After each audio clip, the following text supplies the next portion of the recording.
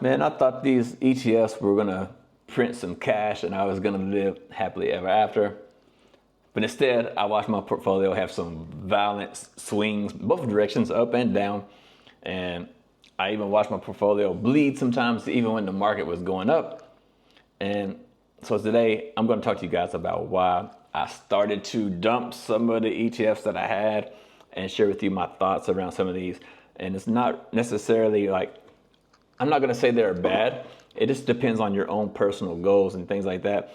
And for me, and I'm assuming a lot of other people have this same idea, is that they want to be able to, get paid enough in dividends so they can actually have some freedom from their job. And so I'm talking about actually living out of your portfolio. And so while some of these are not great in terms of being able to do that, I'm going to share those things with you guys today, what I've learned on my own personal journey of doing this for almost 2 years now on this YouTube channel. So, yeah, like I said, I'm not bashing any of these. I'm just saying there's a time and a place for them and a certain scenario where you might use them. But to live off of them, it's very difficult. And I'm going to show you why. So first of all, what I'm going to do, well, if you're new here, guys, my name is John, and I'm an American that's been living here in Asia for almost 16 years now. And the whole point of this channel is to show you guys about investing in some of these new high yield dividend funds, how they work, and about trying to escape, the rat race and have some freedom, to live where you want to live and all that other stuff out of your portfolio. And I share these experiments with you guys here every week. I do portfolio updates. So I'm trying to record my screen here. Every week I do portfolio updates and all that stuff. I share my portfolio with 100% transparency. So anyway, let me record the screen here really quick. Let's do a new screen recording. 3, 2, 1. Bam. All right. So here we are in my YouTube channel, and this is something I want to share with you guys just really quickly. If you look here, this is going to be my first point, actually. If you look here, see this playlist section? Okay, I'm going to show you something here really quick. Bear with me for just a second. If you look here, let's look at this one. Weekly portfolio recaps. So like I said, every week, every Saturday, I do a portfolio recap of this regular taxable brokerage portfolio. And every Sunday, I do one in my Roth IRA. But first, I'm going to show you this one really quick. Let's look at this full playlist. And I don't know why, but these videos are like in reverse chronological order for some reason. But if you look here, 10 months ago, you see this video. It says July. So this was almost a whole year ago. This was last July. You can see the portfolio value was $32,000. That's why I put the value here, so you guys can easily just look at these thumbnails and see what the portfolio is doing even without watching the video. You can see 32, 35, 40, 42, 44, 58. You can see the portfolio is growing, right? Now, this point in time, you see here this, I started doing these videos like every week. You can see here, 63,000. This was pretty good. 62. We have 65. And then look at this, the very next week, we dropped all the way down to 61. So we took a $3,000 hit just in 1 week. Now, and then you look, we're back up to 65. We had a big payout. And then you look here, 65 again. So we're still hanging out around here. Nothing's changing. 63, couple $1,000 loss. Then you look here, my portfolio dropped a lot. Let's look how much it dropped. 56,000, 54,000, 55. What's that? 51. So we went from up here, 65,000 down to 50. What did I say? Down to 51, right there. Down to 51 was the low. And I did not take money out of this portfolio. I reinvested 100% of the dividends, and we still lost like, $14,000 in value because of the violent swings that these have. And then what I started doing was started putting money into some, weekly pairs like your XDT, QT, and it started to stabilize a little bit. But even then, it still, had a decline. The round hill funds haven't done well when the market is downtrending. They do well when it's going up, but when it's downtrending, they didn't do very well. So again, those are also really tough to be able to live off of. And I'm going to show that with you in a minute though. But if you look here, 4 days ago, this was last week, we were at 64. Right now, I'm sitting at over 65,000. So it's coming back up, it's growing. But there's some things I want to share with you guys why I cut a lot of the stuff I cut. It's growing now because I changed the portfolio up. So what I'm going to do, I'm going to show you guys something here. If you look here, just on why it's on Ulti, but I'll show you guys this first since we're already on the Ulti. If you look here at Ulti, right? If you look at, let's look at total return. So I'm just showing you Ulti because a lot of people love Ulti. I don't own Ulti. I used to, but I sold it. But if you look here, this is year to date, right? So from January until now. If you had Ulti and you reinvested 100% of your dividends, this is total return, you would be up 3.5%. But if you didn't reinvest these dividends and you took the money out to actually try to live off of, if you did the price change percent, this is going to be without dividends reinvested, you would be down 30%. So if you was planning to live off of Ulti and not reinvest, you would be down 30%. You couldn't live off of this because when your capital drops by 30%, your dividend, the money you're receiving, dividend payments, is going to be dropping at the same time. So you're going to lose 30% of your livable income because they're paying you that out, you're spending it, and every month you're going to get less and less and less money. So if you imagine, you make $5,000 a month right now, and then next month you make $3,000, but your bills are $5,000. What are you going to do? So you see what I'm saying here? So it's going to be really hard to live off of this kind of stuff. So for those of y'all who are thinking, okay, I'm going to invest in these high yield dividends, and I'm going to make $10,000 a month to quit my job.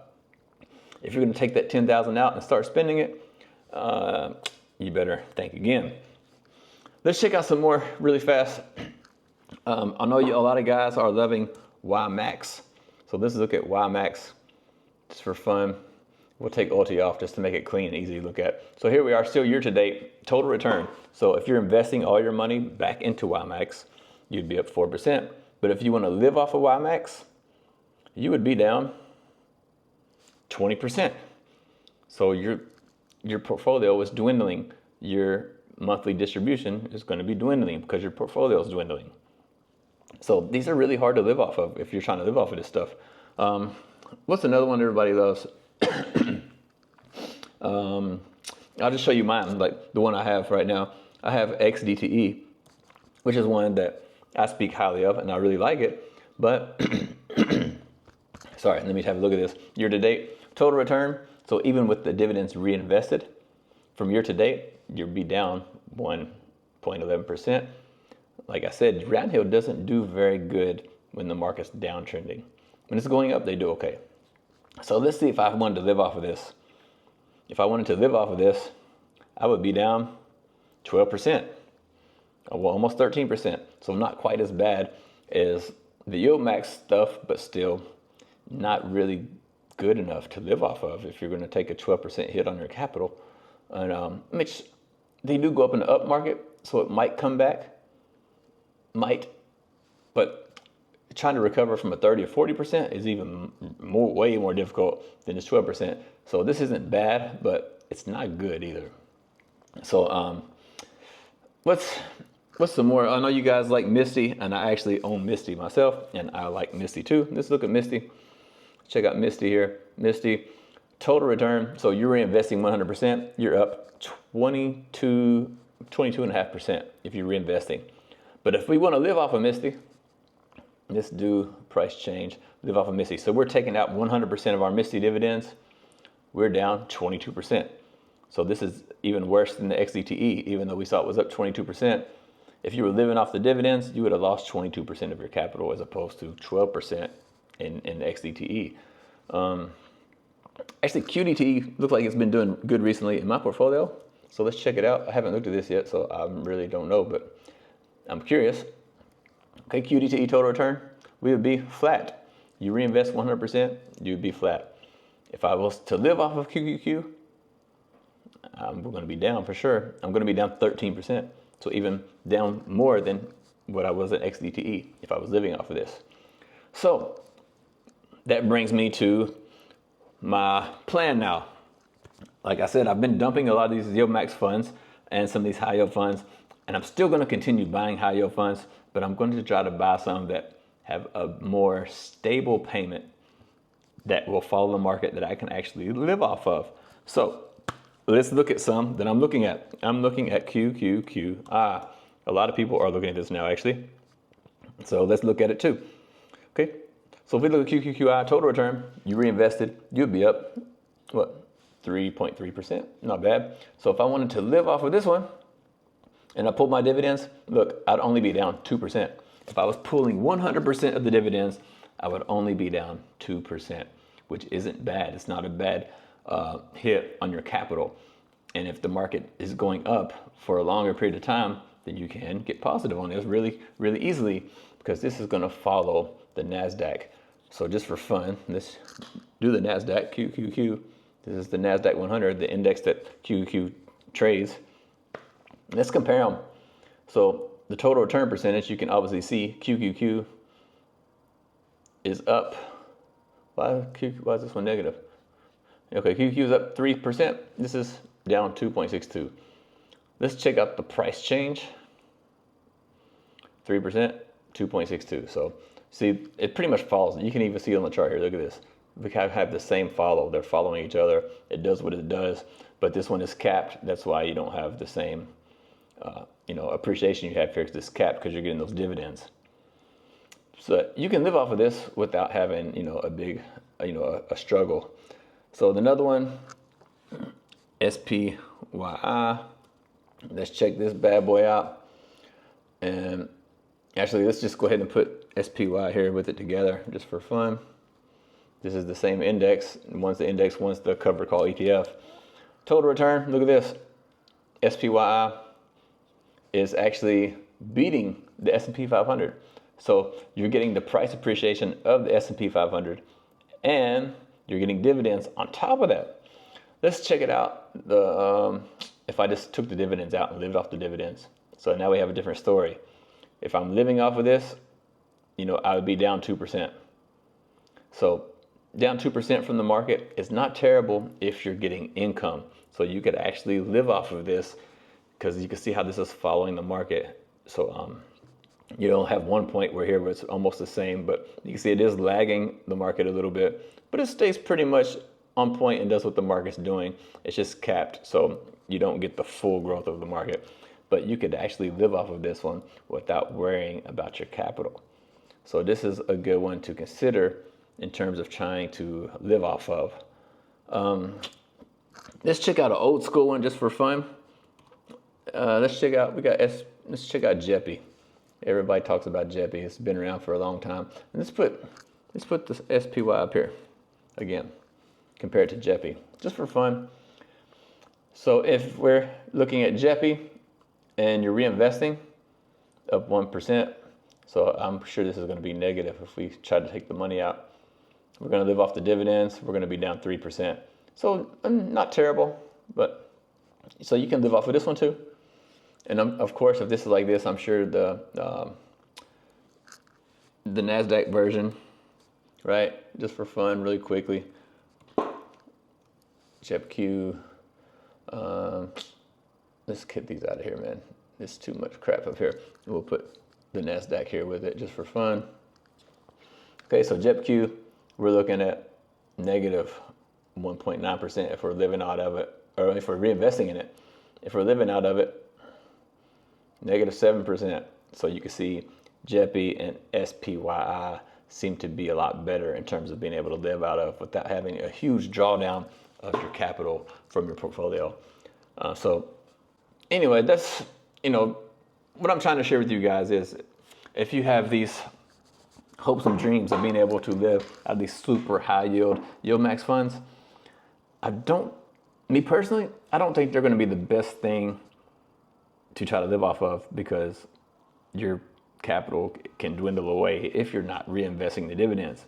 Now, if you're trying to grow your portfolio and you plan to reinvest 100% of the dividends and not take those dividends as cash to live off of, then these will grow your portfolio in like a more passive way. Like, you don't have to try to pick stocks or something like that, and you can just, if you're relying on like a 9-to-5 job to pay you money, like, you don't have to really do that. Like you can just get these high yield dividends and put them on drip and just let them just reinvest, and then they stay closer to the price, and you're reinvesting 100% of the money in the portfolio.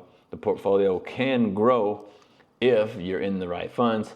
If you're in some of the bad ones, we've seen what that looks like. Even when you're reinvesting 100%, you can still be negative, which means your portfolio is not growing. So, you have to do your own research on that to find out which ones are the good ones and which ones are the bad ones, which ones are going to grow your portfolio, which ones are not. Now, what I've seen from my own experience in this is that they're mostly driven by momentum. So you kind of have to, and I know they say timing the market is difficult, but you kind of have to time these. You have to get in these, not the market, but get in the individual plays at the right time when they're just now getting momentum. And you ride that momentum up. So your portfolio is growing, you're getting dividends, you're just growing your portfolio. And then once the momentum dies, then you just get out of the play, put the money somewhere else instead of holding on to these forever and letting your return dwindle away, which is what I did. And I let my return slowly dwindle down because some of these are up like 15, 20, 30%, and then they started going down hard. They lost momentum, and then my total return went 30, 25, 20, then it's down to like 3 or 4% total return, and even some of them even flipped negative. And I should have cut them sooner when the momentum dried up. So I hope that's useful information for you guys. At least I hope it sparks some thought, some things you can do in your portfolio by jumping in these at the right momentum time and using that money to put aside to put into some better stable things that you could actually live off of, if that's what you want to do, if you want to live off of these. But I'm just a guy on YouTube. I don't know nothing, man. I'm just sharing with you guys what I've seen and witnessed in my own portfolio. I'm not making up speculation and stories. I track these all meticulously and see exactly what's going on in every single thing that I buy. So let me know in the comments below, and I'll see you guys on the next video. Take care.